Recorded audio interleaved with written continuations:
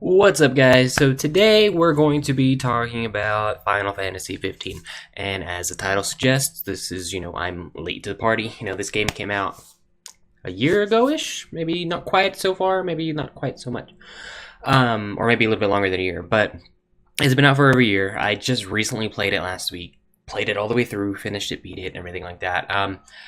I didn't intentionally just not play it. It just never was one of those things. I just never quite got around to it. I was kind of avoiding it because I knew there was a lot of side stuff waiting for DLCs, and they went back and they added things and this, that, and another. And I was kind of hesitant just because it's not typically the kind of game I'm interested in.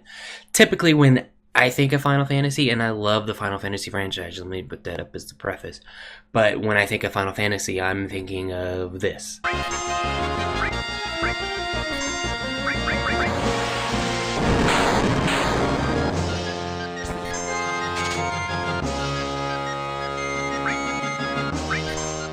And then Final Fantasy 15 gave me this.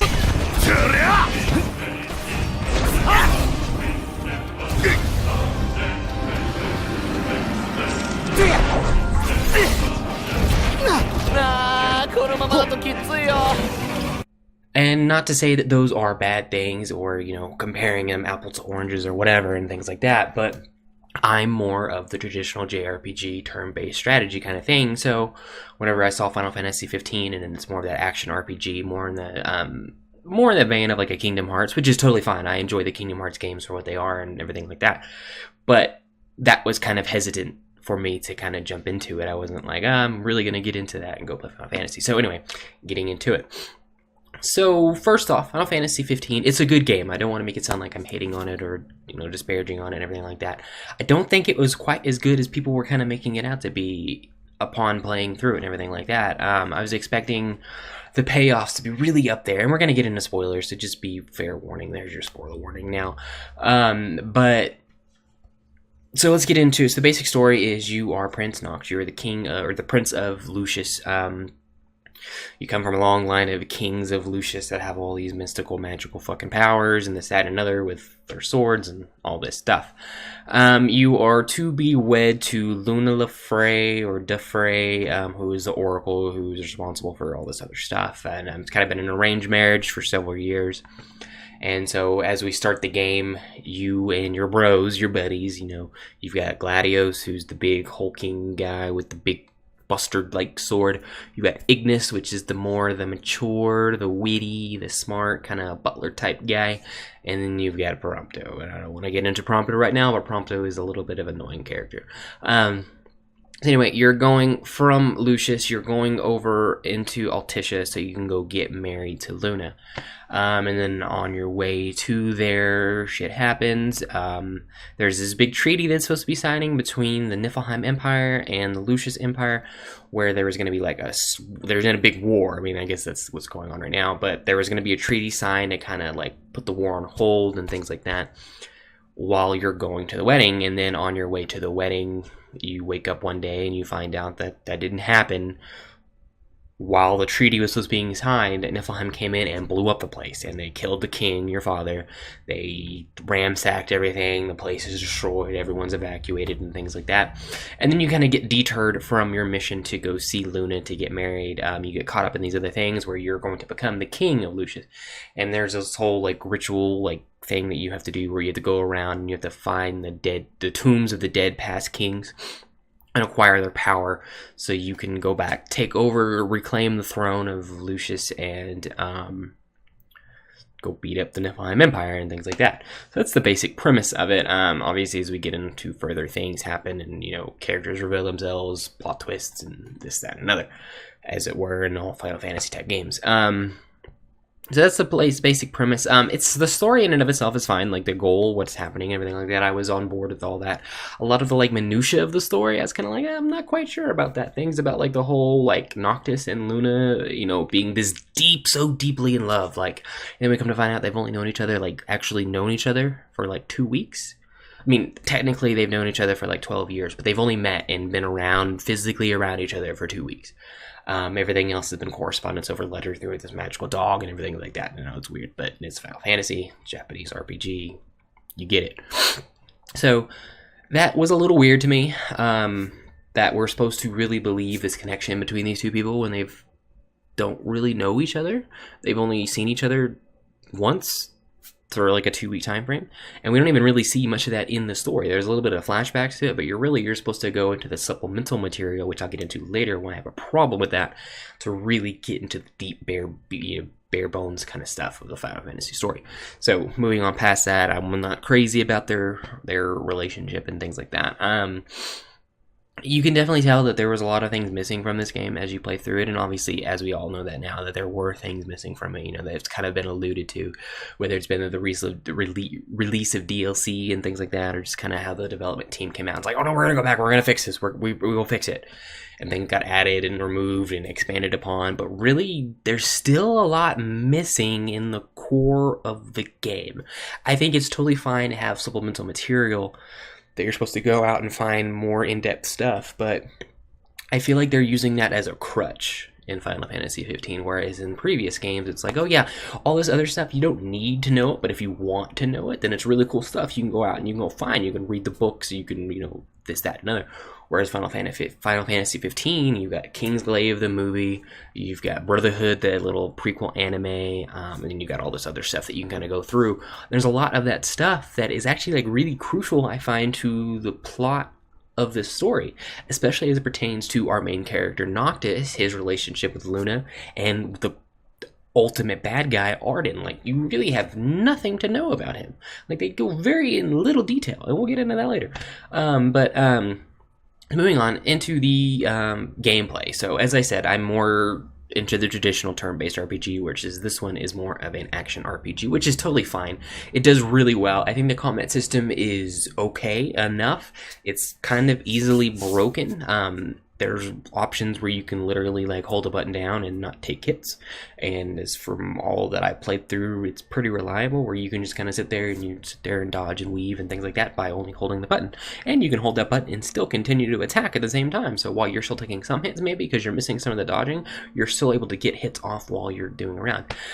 Health and magic and HP and MP and all that kind of stuff is really irrelevant to a point, because you can just kind of at the same time hit a button, you'll disappear off, hang onto a ledge, and you will gradually start restoring your HP while the other characters in your party are doing most of the work for you. And that's really like the core concept of the gameplay is hit and run, go hide, restore, while your other guys kind of do stuff. And they are able to heal themselves, heal each other, buff themselves, buff each other, that kind of thing. They have special attacks and all that kind of stuff.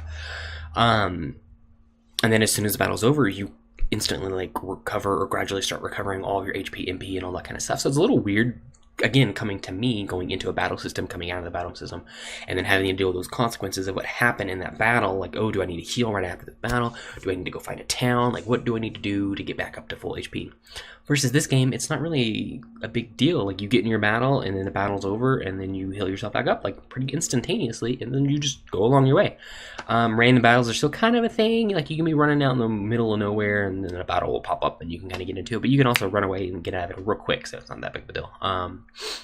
Because it is an open world, for the most part, an open world game, so you can kind of go about it at your own way. But I didn't have a problem with it. It's not one of those that I'm like super like, yes, I love the fighting and the gameplay of Final Fantasy 15. It's adequate. It's fine. It's not even quite Kingdom Hearts level. It's Kingdom Hearts-esque in just the type of button mashing and things like that. I still prefer probably more Kingdom Hearts, which is more hands-on, I feel like, versus Final Fantasy 15 is not quite hands-on, because like I said, you can just like smash on buttons and things can happen. Like, you don't necessarily always have to be like the crux of the battle in Final Fantasy 15, whereas something like Kingdom Hearts, you're the focal point of everything like that. So it's one of those things. Another thing that was kind of nitpicky to me is whenever you die and you lose all your HP, you have like a 5-second window where you can Phoenix down, like, and just go right back up and get back to going through. Like, they give you a little bit of a gap. Same thing with like potions and stuff. Like, if technically you run out of HP, then you go in this little mode where it's called danger mode, where you're kind of like wandering around like an idiot, like, and you can't attack, but you can use items, and your other characters can come over and heal you. And then once you have a little gauge there, and then once that gauge goes all the way down to 0, then you're technically dead. But you still have a little time frame where you can Phoenix down and get up and commence battle and things like that. So I thought that was a little bit annoying. It took away a little bit of the risk. I never actually like lost the game, got the game over screen because I died and couldn't use a Phoenix down. Like I died a handful of times, Phoenix down, back to go.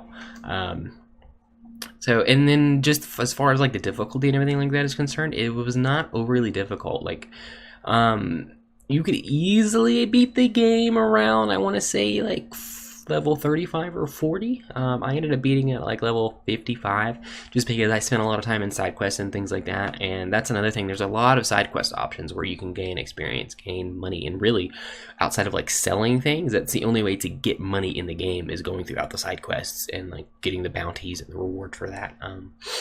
Moving on into the characters. So starting off, we'll have Noct. He's our Noctis. He's our main character.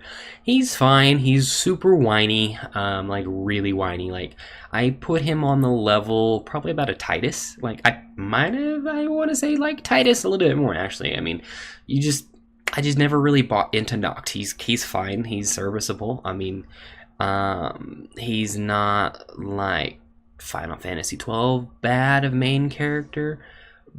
Vaughn, he's not Vaughn, but he's more along the lines of a Tidus, I would say, and I like Tidus probably more than I like Noct.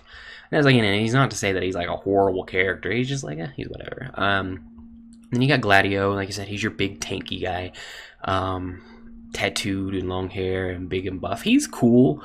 My favorite thing about him is that he's like the only character in the game to call out Noctis on his bullshit for being whiny and bitchy and things like that. Gladius kind of like takes him and shakes him a couple times, like, get your shit together, you're supposed to be the king, and all stuff, which I really appreciated. Ignis is probably my favorite of the characters. He's a little bit more quiet and more reserved. He's your driver, he's your cook, and he's kind of like your butler type of character. He's always the one that's got the witty things to say. He's kind of your conscious type character, which is totally fine. I think he's a decent. I like him of all the characters. He was probably my favorite. And then we have Prompto, and Prompto got on my nerves more than anything else. I don't know if I'm just an old man now, and I don't have the patience or the care for certain things, but Prompto's thing is he has a camera, and Prompto likes to take pictures. Prompto likes to take selfies in the middle of a battle, in the middle of a road trip, in the middle of going to destination A to B. Prompto will randomly stop. I'm like, hey, Noctis, let's go take a picture. And now, sure, you can say no, but the fact that it keeps happening and happening and happening, I'm like, I just stop. Go away, and I'm tired of it. He's also super frail. I always had a problem with him just like randomly dying in the middle of a battle and things like that. You'd always have to like worry about getting him back up to snuff. But I just did not like Prompto like at all. That's our main cast of characters. Your playable characters per se, and then we got our little supplemental characters. We've got like Luna, which is the love interest. Which, and again, she's like, you don't spend any real time with her in terms of the game. Like, we know she's supposed to be the big oracle summoner type person, but we don't really see her. We don't even meet her till maybe like at least maybe more than halfway through the game, and then we only have a little bit of time with her. We never actually see a scene in the game that's not a flashback where your character, Noctis, interacts with Luna, other than like seeing each other like across the way. And that's for like a split second, and they're both gone. We never have that interaction with her. We see some flashbacks. We see some other characters interact with her, and we're supposed to feel these things towards her and everything. That when they have the big plot twist, what happens with her? I already said we're going to spoilers, but she dies. Obviously, she gets stabbed, and you don't care. It's not like Final Fantasy VII when Aerith dies, and Ares, whatever you want to call her, and she's dead, and it was like, wait, what? Like, that's my character, the one that I've like brought with me, and we've had missions together and things like that. And Luna's just kind of like, oh yeah, I know who she is. I've seen her, but I don't really care that she's gone. And that's kind of how it really is with Luna. A lot of the other characters, they don't really even give a lot of detailed like backstories to. There's characters that they show early that they look like they could be important because they're part of the Niflheim Empire and things like that, and then we never see them again. Like, never see them again. Luna's brother, Exvis, something like that. He's, like, set up to be this, like, really badass bad guy, and he never really quite pans out to be. He changes his mind halfway, or near the end of the game, and he's not a bad guy anymore. And then we come to find out why he's not a bad guy anymore, why he was being a bad guy when he really wasn't. And then you have a battle with his dead body, who was possessed and things like that. So you're not even really fighting him. So he's just a wasted opportunity, because it's really cool. Like, just the way he looks really neat, but they don't do anything with him. So moving on past that, then we've got our main big bad. We've got Ardyn, which Ardyn, there's so much there with Ardyn. They just don't get into it. For the first part of the game, Ardyn's kind of like that. Is he a bad guy? Is he not a bad guy? He's kind of helping us, but we're kind of suspicious of him, and he ends up truly being the bad guy. And what little we're able to actually find out of his backstory, this dude's been around for like 1,000-something years. He's immortal. And originally he was basically what Noctis is. He was the, in line to be the king of Lucius and things like that. He's got the same powers and everything like that Noctis has. But something happened, and he went and he saved the world. There was this big demon plague that came down, and all these people were getting sick and getting turning into demons, and he went and he absorbed all that into of himself. And instead of like, oh yes, go Ardyn, you saved the day, he kind of gets shit on, and all he doesn't become the king. He doesn't ascend and take to the astral plane and everything like that, like the rest of the kings. He's not remembered. No one knows who this fucking guy is. He changes his name and everything like that, and then all he has to do is live forever. Like, he gets to see all this shit happen. So yeah, you kind of understand why he's kind of a dick. But a lot of that information is in supplemental material. He kind of mentions, oh yeah, this happened, and you kind of have to figure it out. But a lot of that's kind of supplemental material that we don't really find out within the course of the game, which again is, like I said, I find that a little bit annoying. But anyway, moving past that, we go through, and then we end up fighting Ardyn at the end. Yada yada yada. We kill Ardyn, and then we, as the characters, Noctis dies. Like, that's kind of our goal. We're supposed to die. We find that out later, obviously, that this whole point was to reclaim the throne or whatever of Lucius, and then you die protecting it. So whatever you think about that is you think about that. But like I said, it's not a bad story. Like, I think there's really cool, interesting concepts and thoughts that went into it. They just don't really get into it, and that's kind of my problem. Like, you think about these older Final Fantasy games, and there's so much convoluted story, maybe to the point of being too much. Whereas this one, there's this really interesting story. They just don't really get into it, and you kind of have to go outside of the source material to find what's going on.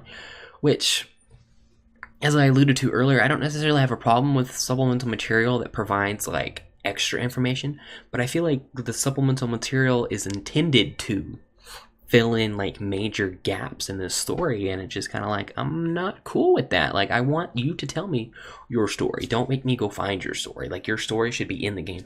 Now, sure, if I have to go through other portions of the game, outside of the main quest or everything like that, to find out that supplemental material, I'm totally cool with that, because it's at least in the game. It's not outside. I don't have to go buy this or buy that or go watch this movie, watch this anime, go track it down and things like that. It's just there. It's for me. So that's kind of my problem with Final Fantasy. I feel like having DLC content for a Final Fantasy game is a little weird. I find that really weird to me. I think DLC in general is a little weird, but I find it in a Final Fantasy 15, which is supposed to be this narrative-led story, to have narrative that you have to go purchase additionally is just weird to me. It's like they're compromising to what modern games are, which is not what Final Fantasy is. Final Fantasy is supposed to be this really a standalone story. Everything's there, and then you just go through it and then you end. You don't have to go outside. You can. There's details to find, but and again, that's just me being an old man and everything like that, and what my problems are. All in all, it's a good game. I enjoyed it. It's not going to be in my top 5 Final Fantasy games. I don't even know where it would rank, honestly. I haven't played 13, so I can't really compare that. I know that one's kind of a shit show, but I enjoyed 12 way more than I enjoyed this one. And then obviously all the numbered Final Fantasy, so this might be outside of the top 10 even. That's how far of a reach it is. It's fine. It's a good game, and I enjoyed it, and I want everyone to take that takeaway. I'm not saying it's a bad game by any stretch of the imagination. It just could have been so much better, and that's really my sticking point with it. But Other than that, guys, that is it. Let me know what you think about Final Fantasy down below. What is your favorite Final Fantasy game of the series? Be sure to leave that down in the comments, and we will see y'all